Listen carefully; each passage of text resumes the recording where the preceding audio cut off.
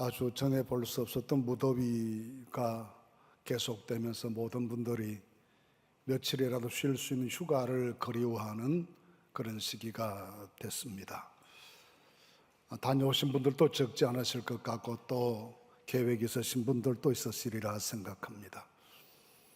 남부지방의 비 피해가 채 복구되지 못했기 때문에 휴가를 가지는 것이 다소 미안한 마음도 있지만 그럼에도 다양한 형태의 휴가 기간을 가지는 것은 이런 쉼을 통해 재충전하고 그리고 새롭게 출발해 보고 싶은 우리의 희망 때문입니다. 우리 모두가 경험해 보는 바이지만 휴가 이후에 더 피곤을 많이 느끼거나 가까운 사람들의 관계가 더 어려워졌다는 얘기도 들을 때가 있습니다. 그런 어려움이 있음에도 불구하고 휴가를 기다리는 것은 도시의 삶을 살아가는 우리에게 너무나 많은 일상의 스트레스가 축적되기 때문입니다. 도시 생활 자체가 긴장의 연속이기도 하고 또 정한 시간에 정확하게 정한 일을 마쳐야 되는 초읽기의 삶을 사는 것 같기도 하고 날마다 주어지는 첨단의 이 변화에 적응해야 하는 신속함도 요구되기 때문에 일상 자체가 우리에게는 어려운 과제입니다. 일상을 벗어나 잠시라도 쉬었으면 하는 욕구가 우리 모두에게 있습니다. 그래서 쉼의 시간이 꼭 필요한 것이라면 이 쉼을 통해서 쉼이 좋은 휴가가 되어야 하고 재충전이라는 원래의 의미가 잘 살아날 수 있는 쉼을 가지면 좋겠다는 생각을 하게 됩니다. 사람에게 쉼이 필요한 것을 하나님께서 아셨기 때문에 처음부터 하나님께서는 안식일 만드시고 일주일에 한 번은 쉬게 해주시고 또 유대인들에게는 안식년, 흰년 등의 제도를 허락해 주셔서 의무적인 쉼의 시간을 사람도 땅도 다 누릴 수 있도록 해 주셨습니다. 우리 문화에는 그런 휴일 제도가 없었는데 우리나라의 휴일 제도가 처음 도입된 것이 1895년 을미개혁 직후에 기독교식의 요일 제도가 도입되면서부터였습니다. 당시에는 포고문을 통해서 일요일을 공일로, 토요일을 반공일로 고시해서 주일이 처음부터 쉬는 날로 지정이 되어서 오늘에 이르렀습니다. 이런 역사들을 보면서 예수님은 휴가를 가지셨을까라는 생각을 해보게 됩니다.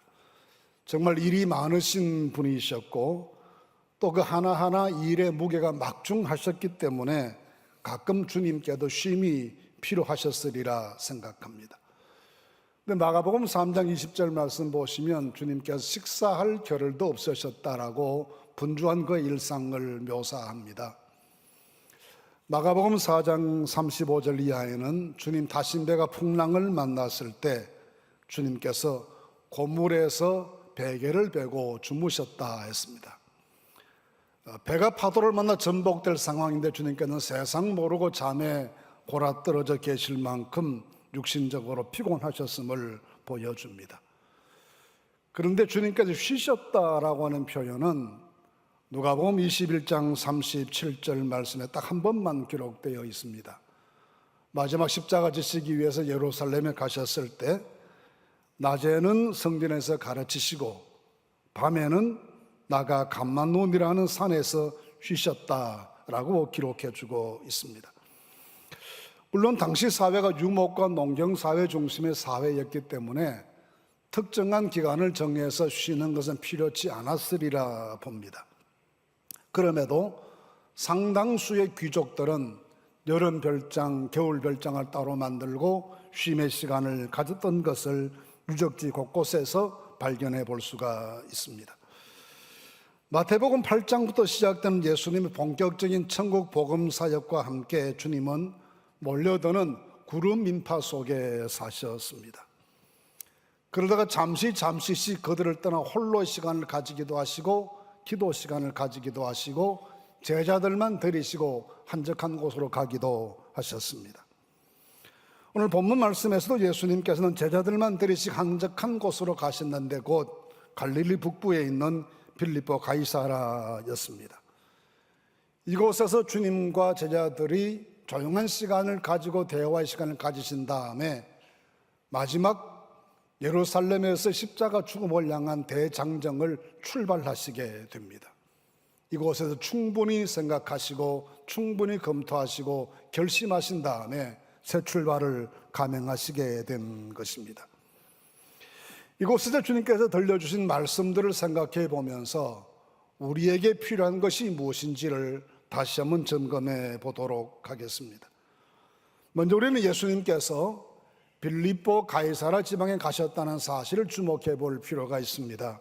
13절 말씀, 예수께서 빌립보 가이사라 지방에 가셨다라고 했습니다. 빌립보 가이사라 지방은 두 가지 면에서 특색이 있습니다.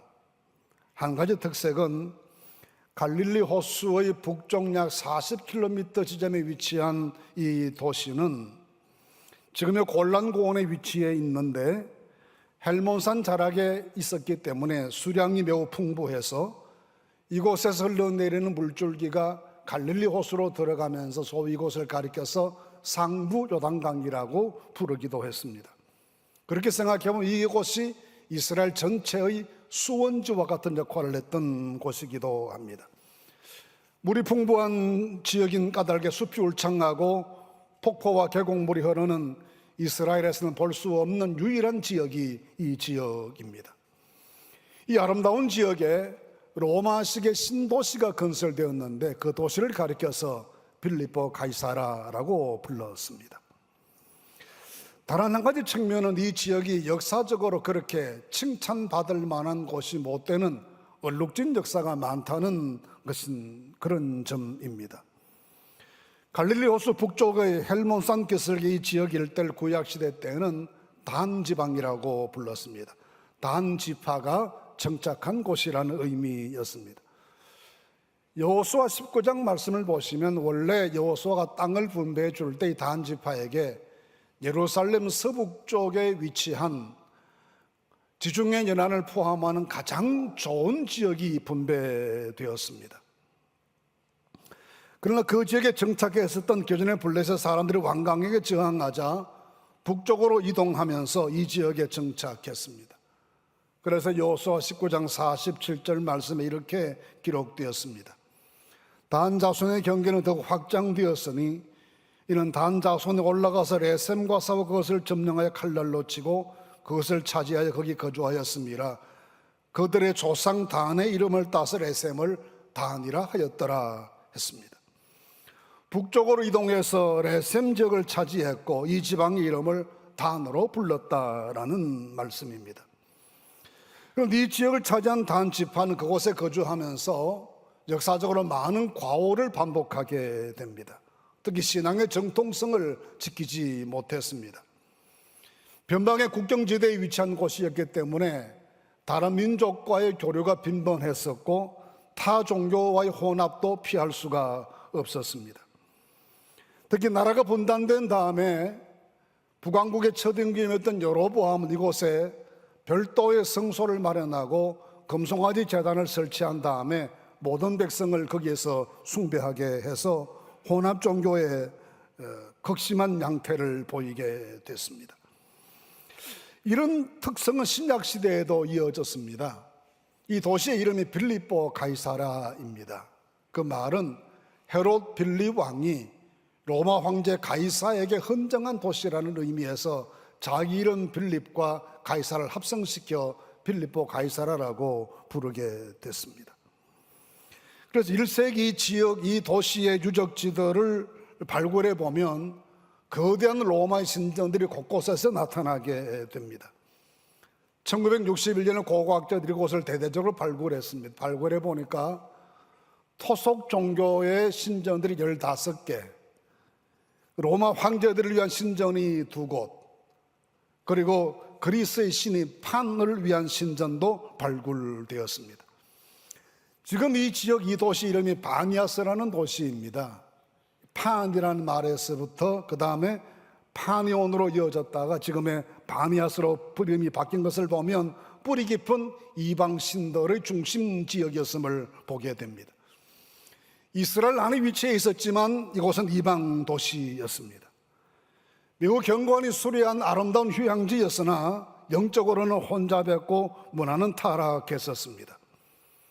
이를 혼잡한 지역에서 주님께서 제자들에게 심각한 질문을 던지십니다. 그 질문의 핵심이 너희는 나를 누구로 생각하느냐라는 질문입니다. 신앙의 근본을 물으시는 질문이었습니다. 이 질문에 대해서 베드로가 주는 그리스도시요 살아계신 하나님의 아들이십니다라는 유명한 대답을 내어놓고 주님께로부터 칭찬받고 주님께로부터 만족해 여기시는 대답을 듣습니다. 베드로 이 대답은 거기에 절비히 놓여 있었던 모든 신전들의 주인이라고 불려지는 신들이 로마나 고대 가나안 족속들의 신이나 간에 그 신들이 참 신이 아니라 당신이 우리의 하나님이시고 당신이 우리의 그리스도시라는 고백이기도 합니다. 또 그의 대답은 자신 스스로를 가리켜서 신격화시켰던 로마 황제들에 대해서 자기들이 신의 대리자라거나 신의 아들로 자칭하는 로마의 황제들에 대해서 전면적으로 부정하는 그런 발언이기도 했습니다. 우리는 성경을 하나님의 말씀으로 믿습니다. 근데 그 성경 말씀은 요약하고 축약시키면 두 단어로 요약이 될 수가 있는데 예수 그리스도라는 두 단어입니다. 때문에 예수 모르는 신앙인은 존재할 수가 없습니다. 예수 없는 기독교도 성립될 수가 없습니다. 그래서 주님은 지금도 우리에게 물으십니다. 너희는 나를 누구로 아느냐? 너에게 나는 누구이냐? 여기에 대한 대답을 우리에게 요구하시는 것입니다. 우리가 여름을 보내고 삶을 재충전하고 가을의 새 출발을 위해서 확인해야 될 사항이 이것입니다. 신앙의 근본, 인생의 근본을 재확인해야 된다는 점입니다. 삶이 근본에서 이탈하는 수많은 문제들이 삶 속에 발생하게 됩니다. 근본 중에 가장 중요한 근본은 신앙의 근본입니다. 너희는 나를 누구로 아느냐는 이 질문에 대해서 베드로처럼 대답할 수 있어야 하겠습니다. 모든 세상의 것들이 신이 아니요 당신만이 참 하나님이시오 참 그리스도이십니다라고 이 담대한 고백이 우리에게서 자연스럽게 이루어지는 신앙의 재정립이 이 계절을 통해 이루어질 수 있기를 간절히 바랍니다. 이 재정립이 확립될 수 있을 때 탄탄한 새 출발이 가능할 수 있도록 우리의 삶을 축복하신 주의 은혜가 함께 하실 줄로 믿습니다. 이 신앙 고백 이후에 주님은 두 번째 말씀을 하십니다. 18절입니다. 또 내가 내게 이르노니 너는 베드로라 내가 이 반석 위에 내 교회를 세우리니 음부의 권세가 이기지 못하리라는 말씀입니다. 처음 나누신 대화가 개인적인 신앙 고백의 근본을 물으신 것이라면 두 번째 하시는 말씀은 공동체의 기본이 뭐냐, 예수 믿는 사람들의 공동체 그게 뭐냐라고 하시는 부분에 대하여 우리가 확신하기를 원하시는 것입니다. 이 부분에서 예수님께서는 처음으로 교회라는 말을 사용하셨습니다. 신약 성경에 처음 등장하는 교회라는 단어입니다. 예수님께서 신앙인들의 공동체, 제자들의 공동체를 교회라고 부르시겠다고 명명해 주신 말씀입니다. 교회, 에클레시아라는 헬라 말은 원래 그리스 도시들의 주민 공동체를 의미하는 용어였습니다. 옛 그리스 도시 국가들은 원시 민주주의를 발전시키면서 주민총회라는 공동체를 운영했습니다. 이 공동체는 주민 각자의 의견을 경청하고 합의한 다음에 도시를 위한 어떤 결정을 내리고 흩어져 돌아간 다음에 그 모든 결정 사항들을 주민들이 삶 속에서 실천하게 만드는 공동체가 이 에클레시아 공동체였습니다. 주님께서는 이 용어를 인용해서 성도들의 공동체를 에클레시아라고 한 것은 교회는 모여서 기도하고 함께 예배드리고 말씀을 통해서 하나님의 뜻을 발견하고 그리고 흩어져간 모든 자리에서 하나님 나라를 건설하기 위한 각자의 실천 항목들을 감당해야 되는 모이고 흩어지는 공동체라는 의미에서 에클레시아라고 불러주셨습니다. 그런데 주님께서 이 순간에 교회를 언급하신 것이 뜬금없는 말처럼 보이지만 사실 이렇게 말씀하신 것은 교회에 대한 올바른 이해가 그리스도인 삶에 얼마나 중요한 것인가를 가르치시기 위해서입니다. 사도 바울이 에베소서 1장 23절 말씀에서 교회를 이렇게 설명합니다.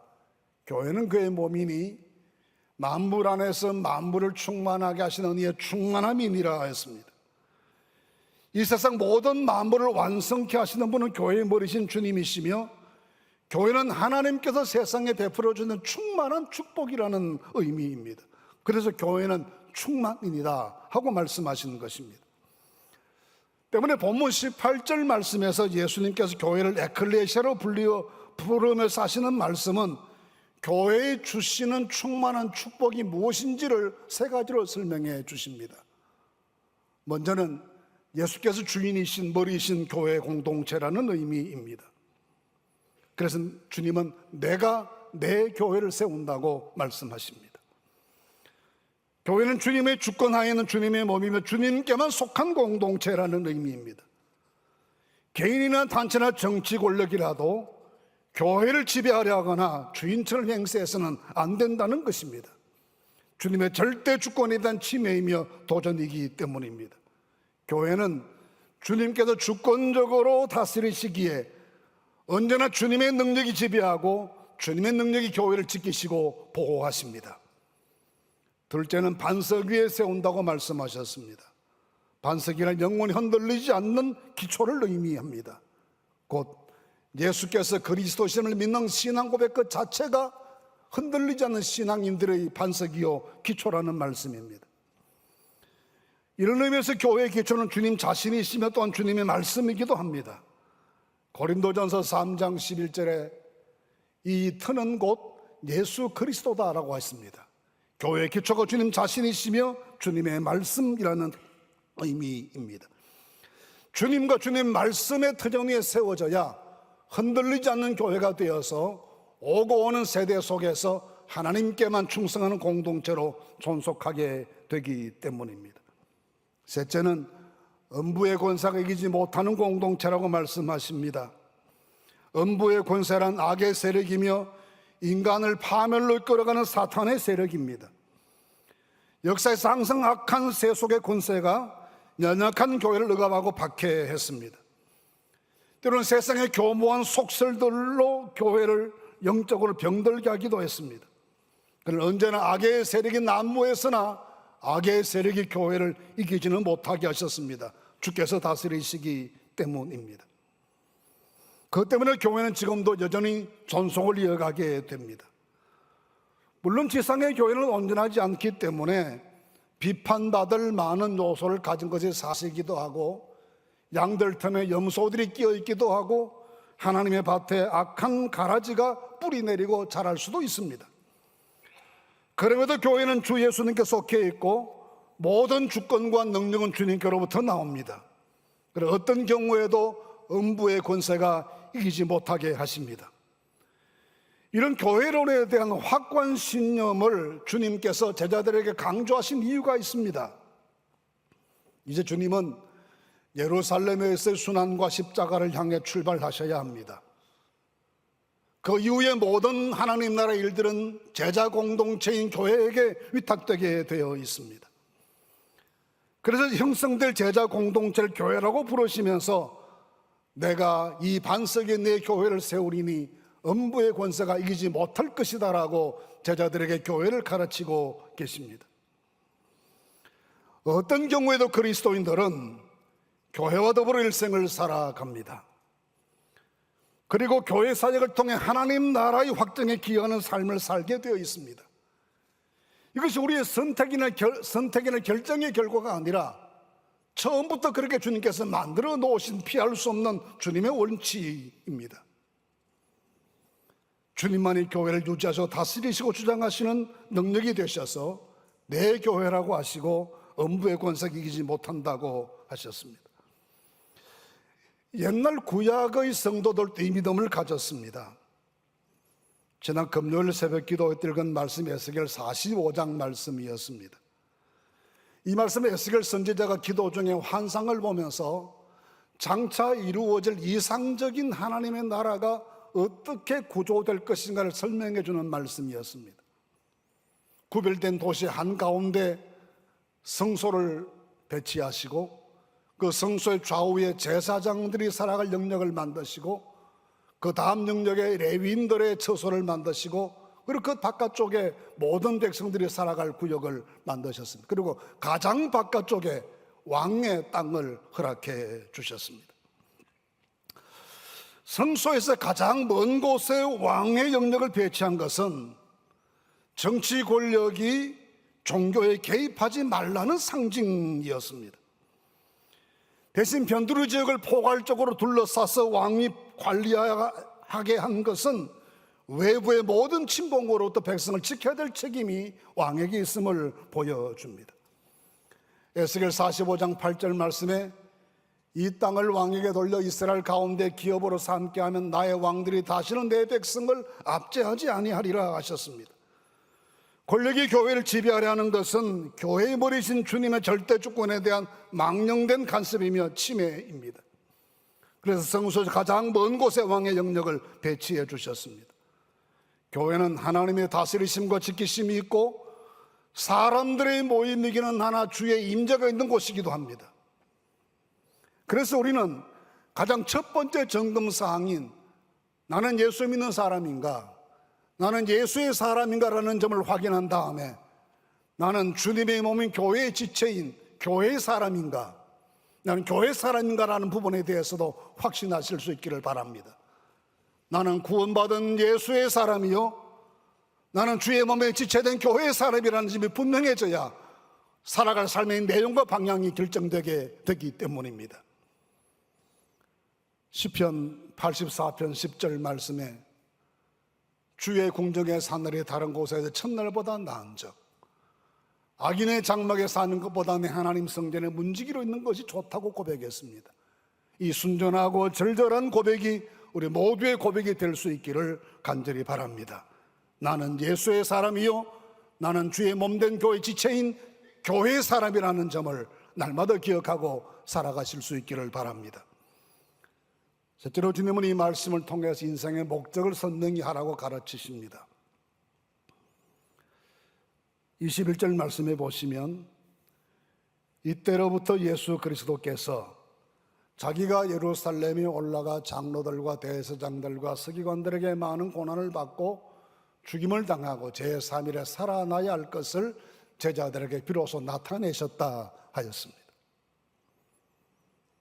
가야 될 길이 무엇이라는 것을 선명히 가르치셨다는 것입니다.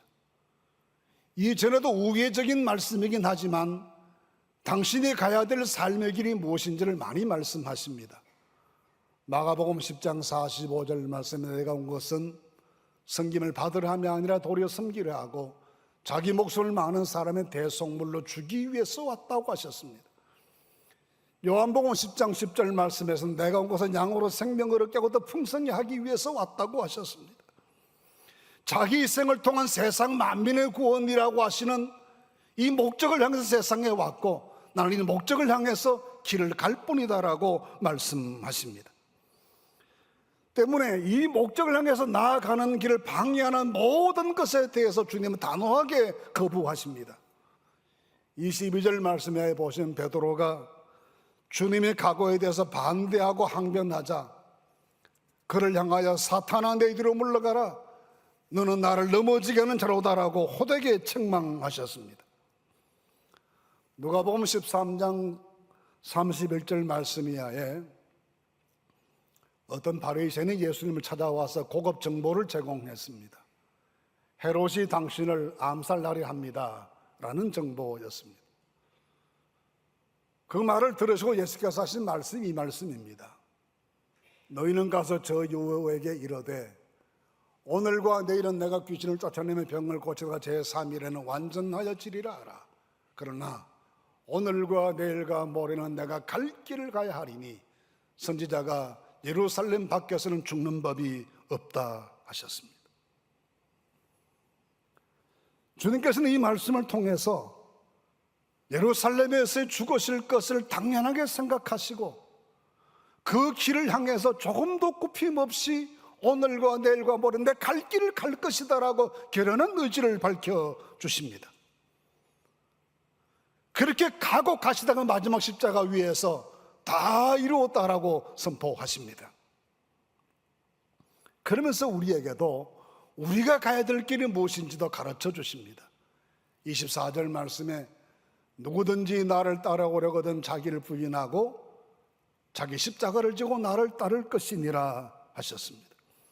이기적인 야망으로 가득 찬 삶에서 벗어나 자기 일생을 통한 헌신의 삶을 사는 것이 예수 믿는 예수의 사람, 교회의 사람이 걸어가야 될 길이라는 점을 명백히 밝혀주십니다. 사도행전 16장 6절 말씀 이하에 두 번째 전도 여행을 출발했던 사도 바울 일행의 아주 곤란케 된 내용이 기록되어 있습니다. 우여곡절 끝에 두 번째 전도 여행을 과감하게 출발하게 됐는데 어디로 가야 될지가 정해지지 않는 겁니다. 선교사로 파송을 받았는데 선교적인 결정 안 되는 겁니다.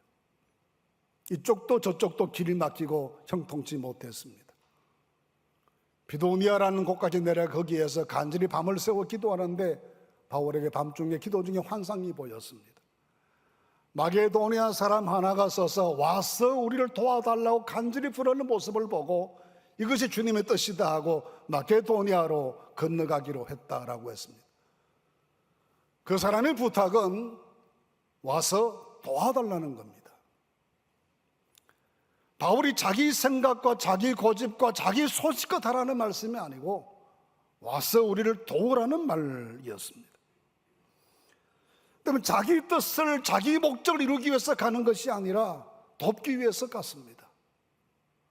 돕기 위해서 갔는데 그렇게 유럽으로 발걸음을 옮기면서 오늘날 유럽 문화가 시작되게 됩니다. 역사의 축이 유럽으로 옮겨지기 시작합니다. 위대한 새 역사의 시작이었습니다. 우리의 인생 목적은 어디에 있습니까? 그 목적을 직시하시고 원래의 목적대로 삶을 성실히 걸어가고 계십니까? 아니면 이스라엘 백성들 광야를 방황하듯 굴절된 인생길을 돌고 또 도는 중에 계십니까?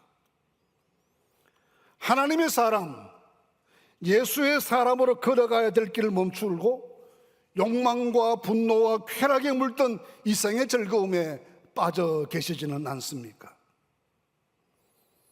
며칠 전에 지인의 아들인 젊은 검사한 사람이 전화했습니다. 최근의 시국 상황과 함께 많은 고민을 하면서 이 직을 떠날까 하고 고민하는데 목사님 어떻게 하면 좋겠습니까? 했습니다. 제가 물었습니다. 그대가 법조인이 된 것이 무엇 때문인가? 대한민국의 정의를 위해서 검사가 됐습니다. 그러면 대한민국의 정의를 세우는 일을 위해 끝까지 가시오. 하나님의 부르심에 순종해서 그 길을 가라고 권고했습니다. 우리가 왜 목사가 되고 왜 의료인이 되고 무엇을 위해서 선생과 공직자가 되고 왜 우리는 정치에 가담하고 무엇을 위해 기업을 경영하십니까? 원래 생각했던 순간 그 목적대로 가실 수 있기를 바랍니다. 변절하지 마십시오. 세속에 물들지 마십시오. 욕심의 노예로 전락하지 마십시오. 유혹의 사이렌 소리에 마음을 빼앗기지도 마십시오. 부르심에 순종해서 원래 생각했던 순결한 그 목적의 길로 함께 나아가실 수 있기를 간절히 바랍니다. 그리하시면 주님께서 다 이루었다고 말씀하신 것처럼 그 고백을 할 수 있는 날이 우리에게 오게 하실 줄로 믿습니다. 하나님이 주신 우리가 걸어가야 될 믿음의 정도로 굽힘없이 걸어가실 수 있는 하나님의 사람들이 되시기를 간절히 바랍니다. 나는 예수의 사람입니다. 나는 교회의 사람입니다. 나는 십자가의 사람입니다. 이 정체성을 되찾는 이 계절이 되셔서 마음 다잡고 다시 출발한 우리의 발걸음에 하나님의 축복이 넘치게 되시기를 주님의 이름으로 축원합니다.